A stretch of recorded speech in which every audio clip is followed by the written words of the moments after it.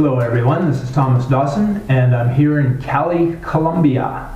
So in today's video what I thought I'd do is focus on the Colombian currency. Basically at the moment they're going through a transition where they've got some new bills and old bills. The new bills are a lot more anti-counterfeit effective and they're quite different colors from the old bills, so it can get a little confusing. And so I thought it might help to introduce the Colombian currency to those of you who are thinking about traveling to Colombia, or those of you who have already decided to come to Colombia, so it might be a little bit less confusing for when you get here. Also, I'm going to go over some typical things that you might be spending money on and the costs, such as taxi, bus, long distance, intercity, also restaurants and hotels and things like that. And last but not least, I want to talk about, for us Canadians, I'm from Canada, when you enter Colombia, you're going to have to pay a fee to get into the country. And if you're not actually prepared with Colombian pesos, and your credit card doesn't happen to work in their little machine, you could, have a little bit of a hassle. So I'll go over that with you, and hopefully I can help you to avoid those kinds of things too. So first off, I'm going to turn the camera around and I'm going to show you some Colombian pesos. Okay, so as I'm showing this little overhead view of the money, let me just go over the current exchange rates for the US dollar, the Canadian dollar, and the euro. So 10,000 Colombian pesos, which is either of these two right here, right now is equal to $3.21 US or $4.23 Canadian. And the date today is February 25th, 2019. And so of course things can change a lot, so if you happen to be watching this a year down the road, 2 years down the road, or whatever, obviously the exchange rate could have changed quite a bit. As far as the euro is concerned, that's the last one I'll mention. 10,000 Colombian pesos is equal to 2.83 euros. Alright, so let's go over the money here. The first thing you'll notice is how similar the color is between the 1,000 pesos note and the 10,000 pesos note. And I can tell you that I have made the mistake of handing over a 10,000 when I meant to give a 1,000 a few times, but I found that Colombian people are pretty honest and they've actually been good about giving me proper change. Alright, so we'll start with the small bills. The 1,000 note pesos, which would be worth 32 cents US or 42 cents Canadian, has now been replaced with this coin right here. And the next one here is this is the old 2,000 note, and then this is the new 2,000 note. So as you can see, they've totally changed the colors and the person on the notes, and that's a little confusing. Next one here is the 5,000 note, and once again, here's the new one. Totally different color, a little bit of brown in there maybe, and actually they have the same guy, so that helps a little bit. And then moving on back to the 10,000 note. These ones are fairly similar in color, but I don't know if the person in this bill is the older version of the younger person in this bill, but anyhow, that's what they look like. And then moving on up to the 20s, that's blue, and this has got a lot of orange. And I can tell you that when I first started coming to Colombia about 14 years ago, whatever it was, there was a lot of counterfeit 20s going around, and so there was at least a couple times where the cash register would, or the person behind the cash register would hold up the note, and sure enough, a couple times they said, yeah, this is a counterfeit, and I couldn't use it. They handed it back to me, but I couldn't use it. But now they have these little magnetic strips right here on the back of all the new bills, so that's handy. Since this has been occurring, I haven't had any problems with counterfeit notes, so that's good. Now I don't have any of the old 50s, but this is what the new 50s look like. And I think there's a 100 note, but I don't have any of those either.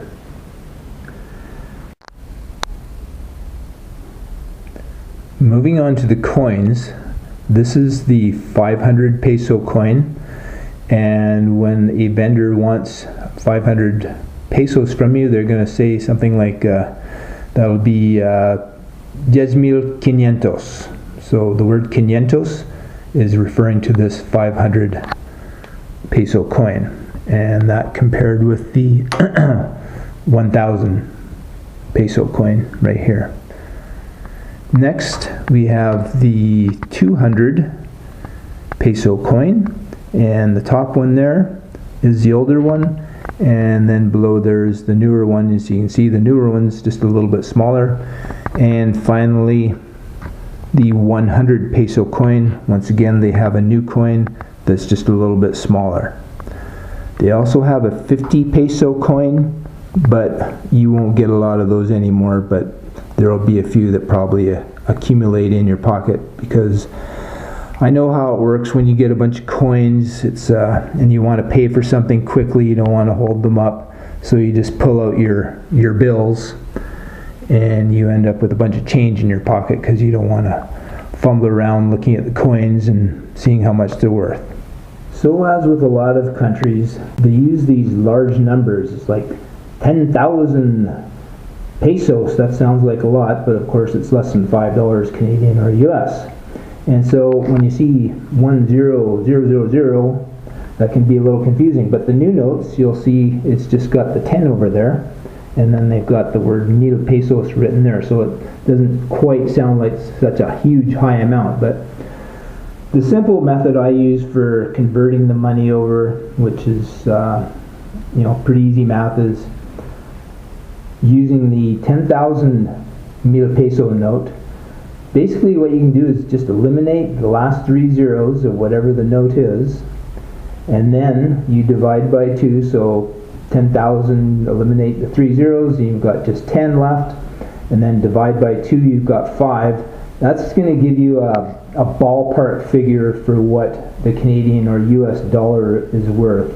But then you can basically, for the US dollar at least, you can go down another third. So whatever a third of $5 is, that's what it's really worth, and that's around $3.20. Alright, so I'm outside now. In case you're wondering, it's about 32 degrees Celsius here in Cali at the moment. So what I'm going to do is I'll save the part about talking about what we Canadians have to pay when we enter Colombia until the end, so the rest of you don't have to listen to that part. Alright, so you've just landed in Bogota or Medellin or even perhaps Cali. First thing you're going to do is go to an ATM machine, right? So first thing I want to tell you is that not all the ATM machines are probably going to work for your cards. And by the way, ATM machine is cajero automático. So if you want to ask where's the ATM machine, you can say ¿Dónde está el cajero automático? So you might have to try a few different ATM machines, but you're bound to find one that works eventually. The one that seems to work the best for me is a bank called Davivienda, and they have a bright orange color as one of their primary colors on their banks. Alright, so let's say you're at your ATM machine. It's going to work. Normally, if they'll give you a bunch of options, of course, for how much you want. I find that I can't usually get more than about 550,000 pesos, which is about 222 Canadian dollars right now. They'll give an option for 100,000 pesos, all these big numbers. And usually they won't allow me, they've never allowed me to get that much. So 550,000 seems to be the one that I can get. So they're usually going to give you that money mostly in 50s. You'll get maybe a couple 20s and a 10 if you get, for instance, 550,000. But usually it's going to be a bunch of 50s.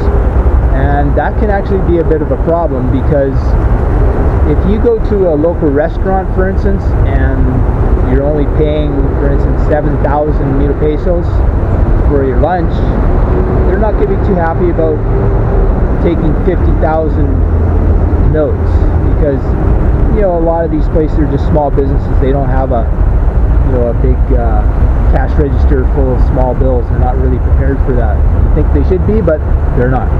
And particularly taxi drivers will get really annoyed with you if you hand them a 50 and the fare is anything below 20,000 pesos. Again, they just aren't prepared for giving a lot of change. And I remember one of my first trips in Bogota, I think the fare was maybe 7,000 or 8,000 pesos, and I handed him a 20, and he got really annoyed at me, and he gave me all these ones and twos back, dos mil pesos back, and said, well, there goes all my tips. And I'm thinking to myself, you're not losing your tips. Anyway, I didn't have enough Spanish to argue with him, so he just tried to lay a guilt trip on me, and I got out. Okay, so the next thing I want to suggest is that you go to a bank with all these 50,000 pesos notes and ask if they'll allow you to change them for 20s and 10s. 20s and 10s will be fine. I did that just last week. I just went to the ATM machine, the David Vienda one that works for me all the time, and so I went into the actual bank after that, and I don't know why, but they wouldn't do it. They wouldn't exchange for smaller ones. But I think it's Bank of Bogota. I think they've always done it for me. So again, you might have to try a couple different banks. And if you want to change some notes, what I usually just say is si es posible, quiero cambiar mis 50,000 por 20 y 10,000. That basically means, if it's possible, I'd like to change some of my 50s for 20s and 10s, and hopefully they'll do it for you. If they will, that'll help you out a bit. One of the best places to change your 50s would be the big supermarkets like Éxito, Confundi, Olímpica. That's where I always change my 50s, and they've never, you know, given me a hassle. That's never been a problem. So there's a few tips to get you started. And next we'll talk about some of the basic costs of traveling around in Colombia: food, taxi, hotel, things like that. Alright, so let's say for instance you're staying in Bogota, you're staying in a hostel. The next thing I want to tell you is that a lot of the hostels do not take credit cards, so you will need to often pay in cash for your room. Now if you're like me, a budget traveler, swatting at mosquitoes here, so I'm down by the river, very polluted river. Anyway, if you're like me, you're going to be on a bit of a budget, especially me, because I come down here for 3 to this trip 4.5 months. Just going to try to walk around here to escape some of these mosquitoes a little bit. Yeah, so I'm down here for 4.5 months on this particular trip, and so I can't just be spending money recklessly. So when I'm not staying at my friend's place for a really good rate, I'll stay in a hostel. And usually I do want a private room because I have camera gear, etc.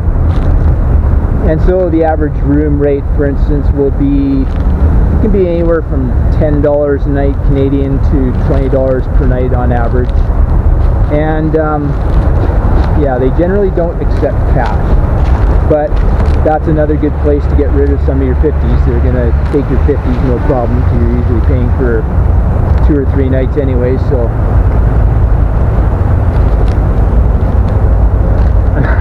another thing, I'm trying to concentrate here as I'm getting accosted by these little mosquitoes. Another thing for you to know is that with the 50s, don't be surprised if when you're at a cash register in the supermarket that they'll hold your 50 up to the light just to make sure it's got the magnetic strip or whatever it is they're checking for. Man, these things are just relentless down here, so I'm gonna... Good morning. So yesterday I thought that I'd recorded everything just fine, but apparently my little video camera had other ideas, so I'm gonna have to record some of this, but hopefully it'll work out for the better in a sense, because it's a little bit quieter in this little area that I found. So going back to hotels, again, the thing I like about Colombia is that there's a diversity of climates and foods and people and hotels. So you can go to some old motorcycle go by. You can go to some old towns and find a room in a really old colonial style hotel for on average $15, or you can find, I don't know if I'd call them 5-star resorts by world standards, but let's say 4-star resorts, and of course you can pay up to $150, probably $250 a night. So there's a wide range of hotels, super budget all the way up to luxury. Alright, so next let's talk about the cost of buses. First of all, intercity buses are really cheap, so there's not a lot to say. It's 75 cents to $1.50. Cali, Medellin, Bogota, any city you go to. Some places you go to, like Salento, won't even have taxis, and so you have to take the Jeep, so that's no big deal either. As far as travel from one big city to another, I'll give you an example. Bogota to Cali, which is almost a 12-hour bus ride, only costs around $25 Canadian, so that's pretty cheap, way cheaper than back in Canada. Another example would be Cali to Pereira, which is only 3 hours, and that's around 30,000 pesos, which is $12 Canadian. And then from Pereira to Salento, if you watched my Salento video, you'll see that that's only 8,000 pesos, which is approximately $3.40 Canadian. So again, bus travel is pretty cheap. So when it comes to the buses, it's not going to be like one of those buses you've seen in some of the movies where there's chickens and all kinds of people with things they're bringing from the markets and people crowded in the aisles, people sitting on the roofs. I'm sure that happens in some places. Buenos días.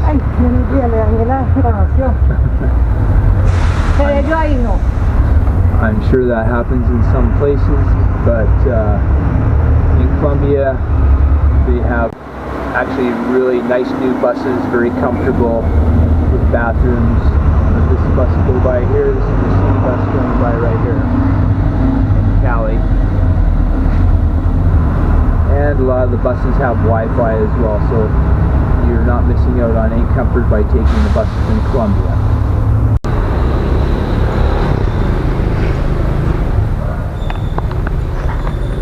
Alright, so I just pointed my camera to taxis. There's taxis all over the place in cities like Bogota, Medellin, Cali, any city. Just literally everywhere. But of course, if it's pouring rain, it's really hard to get a taxi. You might have to wait for quite a while, so that can be a bit of a drag, but that's just the way it is. As far as taxis go, well, I guess taxi drivers will be taxi drivers all over the world. They seem to like to rip people off, and it's no different in Colombia for the most part, but it's not too bad. It's not near as bad as one time I went to China. Taxi driver just tried to give me such a ridiculously high rate. I mean, it's just unbelievable. But here in Colombia, let me give you an example. From El Dorado Airport in Bogota to La Candelaria, which is where I often stay in Bogota, that's the old central area, the fare will generally be around 16,000 pesos, and that's around $7 Canadian. So the fares are really reasonable. I believe that the way it's supposed to work for taxis in Bogota is that they're supposed to charge a set amount from zone to zone, like there's Zona A and Zona B and Zona C, ABC, and they're supposed to charge, and there's actually a chart that you'll find in the passenger back seat in a little pouch, and you'll see the zone charges. But they seem to use the meter, so I'm not exactly clear on how that works. But anyway, they'll often overcharge a couple of thousand pesos, which is not even $1 or so. And so when it comes right down to it, that's not a big deal to me. They just don't get their tip. If I know they're overcharging me, which I can tell when they are. So just to wrap this part up on taxis, so I'll just show you around the little town square, I guess we'll call it, the plaza. near where I'm staying here in Cali. What I generally do when it comes to taxis is I speak enough Spanish where I can chit chat with them, so I try to be friendly with the drivers, and I think that helps to make them feel like, okay, this guy, he's been here before, so I better be a little more careful about what I charge. And B, it never hurts to be friendly with people, because if you befriend yourself with a driver, I think the less likely he is to try to rip you off. So those are my tips on taxis, and if you don't speak Spanish, of course, that might be a little difficult, but just gotta hope for the best then. Oh, and by the way, while I think of it, if you're coming into the bus terminal in Cali, they have a system where you get in line. People love their honk their horns here. There's a system where you actually get in line, and you have to have the address for where you're going, because when you get to the front of the line, there's going to be a guy in a booth, and you need to have your passport ready so you can get your name down, and you also need to give him the address for where you're staying, and then he's going to print that out, and he's going to print out the costs that it will be, the actual cost, and that's what the driver is supposed to charge. And I believe that's going to take into account that zone to zone that I was talking about before. So that's a really good thing. I wish they'd implement that in more places, but as far as I know, the only time I've ever seen them doing that is at the bus terminal in Bogota. Alright, next thing, food and cost of food. Again, I travel on a budget here for 4.5 months, so you're not going to see me going into 5-star restaurants, or whatever they call Michelin stars, 2 Michelin star restaurants, and eating in expensive places. However, I've done it a couple times in my few years here, and again, the neat thing about Colombia is that you can find really tiny little restaurants, food stalls, stands, whatever you want to call them, all over the streets in cities and small towns. And so you can eat pretty cheaply if you want to, and I always tell my friends, if you have a few pesos in your pocket, you can't go hungry in Colombia, because there's little food stands. People will turn their homes into little restaurants, so if you're traveling along any major road, you can find food all over the place, whether it's just your empanadas and lemonades, simple stuff, all the way to a full Colombian lunch. Now, speaking of a Colombian lunch, there's all kinds of places all over the towns and cities where you can get a lunch special. Usually it's your standard rice, beans, a small salad, plantain, and then your choice of chicken or pork or meat. And you can get a soup with that, and you can get all that for, on average, 8,000 pesos, which is about $3.20 Canadian. So very affordable. But if you go back during dinner time, that same meal will be more like 12,000. So what I often do, if I think I want to have a lunch and dinner, I will get the lunch I want, and I'll ask for one to go so I can eat it later. And if you want to do that, all you have to do is say filete de pollo, which is boneless chicken, con sopa, with soap, para llevar. Para llevar is to go. So I often do that, but I also standardly go to the supermarkets. I'll buy mangoes, papayas, sometimes yogurt, but fruits, things like that, and often that'll be my breakfast. Now, again, the cool thing about Colombia is that you go to Bogota, Medellin, Cali, they'll have some high-end restaurants. You can go to a fancy restaurant now. There's some really neat restaurants. Don't go to them too often myself because they're just too expensive, but I know they exist.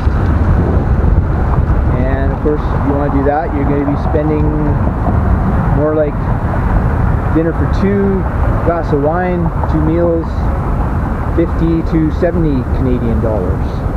Again, compared to back home, that's pretty reasonable, but if you do that every night, obviously that's going to add up. So,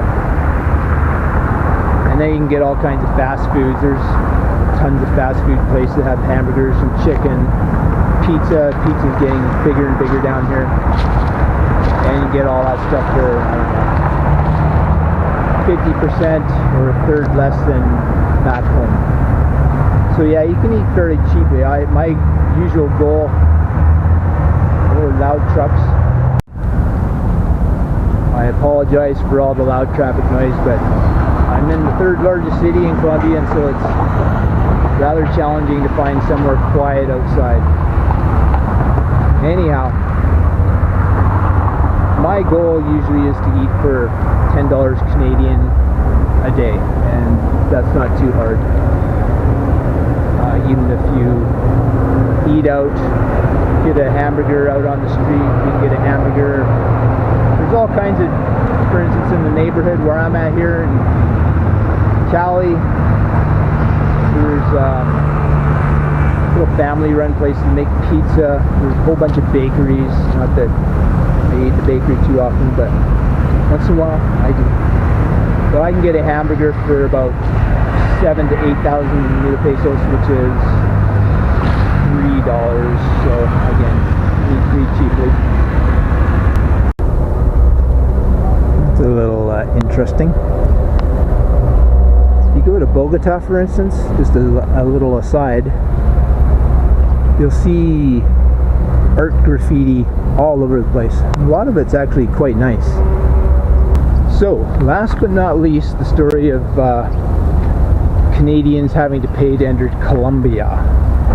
This started about 3 trips ago, I believe, and it came as a surprise to me, and I think it comes as a surprise to a lot of people when they enter Colombia. We don't have to get a visa in advance, which is really nice, but all of a sudden I get to the airport and they're charging, I think back then it started at 65 Canadian dollars, and I go, what's this about? And the guy goes, well, it's kind of a retribution for something that Canadians are charging for Colombians to enter Canada. Okay, well, as typical, that's really fair. Charge the people that have nothing to do with, you know, the problem and make us pay. But anyway, you have to do it or else you can't enter. So, and it stayed that way, and now it's up to I think 80 Canadian or 85 Canadian, but it ended up being over 200,000 pesos. I think it was 205. And basically, you get in the foreigners lineup, and they used to have a separate Canadian lineup, but now you just get in the foreigners lineup, and then when you get to the immigration booths, you'll see, currently it's over to the left, you'll see 2 booths that have a little Canadian flag, and so you're gonna have to wait to see them, because if you go to one of the other immigration officers in one of the other booths, they're just gonna tell you that you have to go to the special desk for us Canadians. So anyway, the last time I came here, I'll turn around and stay in the shade. Last year when I entered, I had a new credit card, and sure enough, it didn't work in their little, whatever you call it, the mobile credit card reader, and I didn't have enough Colombian pesos, so the guy from behind the desk had to actually leave the desk and came with me downstairs, and we went to the lineup for the money exchange. So I had to exchange some of my, I can't remember if it's American or Canadian I had, but anyway, I had to get the amount that I needed to enter the country. And I have to say the immigration officer is really nice about it, totally friendly, didn't make a big deal out of it. I'm sure it happens to other people too. And sure enough, you know, I got my got the money, and away I went, and no problem. So this past year, 2.5 months ago when I entered, the fee had gone up a little bit more. And silly me, I was just kind of hoping maybe they had upgraded their little credit card system and my card would work this time. And I brought American money and Canadian money, but I didn't have enough pesos. Sure enough though, my card still didn't work. And sure enough, the guy right in front of me, he was having problems too. He didn't know anything about this fee. And so the Canadian guy in front of me, he's having the same problem. He didn't have any cash. Credit card didn't work, so we both went downstairs to the money exchange. He didn't have enough money to even exchange. And so what ended up happening was I got enough cash while he sent me money from his bank to my bank right in the airport. Then he showed me his phone and verified it. I checked and it was verified that it was in my account, so no problem. And so I gave him the cash so he could get in the country. And anyway, this all took almost an hour to do. And the story doesn't end there, folks. So then I go back to try and claim my main bag, and it wasn't there. So I wasn't going to panic yet, because I thought, well, you know, I was really late, so they probably took it off. So I was looking around all the carousels, looking around to see if I could find it. I didn't see it. Now we're talking about, it's about 12:30 a.m. now though. So I asked somebody, where's the lost baggage claim? And then they told me where the Mexican airline office was. And so I had to go upstairs, and there's a maze of offices. And fortunately, there's a guy there who took me to their door, and I'm thinking, oh God, it's so late now, I hope they're still open. And knocked on the door, and the door opens a little bit. Right away I saw my bag sitting there, so got my bag, but I didn't get into my hostel until 1:30 a.m. or something like that. So that was a long day after a lot of flights. And anyway, so if you're gonna go to Colombia and you're Canadian, you'll want to get some Colombian pesos before you go down, and you'll want to get enough so that you can pay the fee, which is what my friend who recently visited did, and as well, so you have a little bit for paying for your taxi. And some hostels will ask for the money up front, at least for the first night, so you might need that as well. So you're going to want at least 300,000 mil pesos, which is $120 or thereabouts Canadian. So it's not a lot of money, but anyway, good idea to have that money handy in case your credit card doesn't work, like happened with me and the other guy. So that's the story for now about tips, and I hope you enjoyed the tips. Hope they're helpful. And if you've ever thought about coming to Colombia, I wouldn't hesitate, because again, I've been here 15 times. I've never had any problems. Nobody's ever hassled me. The people have been really nice. Keep finding new and more beautiful places to visit. And yeah, I really enjoy coming here. So it's got a nice blend of people, food, good music, great scenery, etc., etc. So come on down to Colombia when you can. That's it for now. Hasta luego.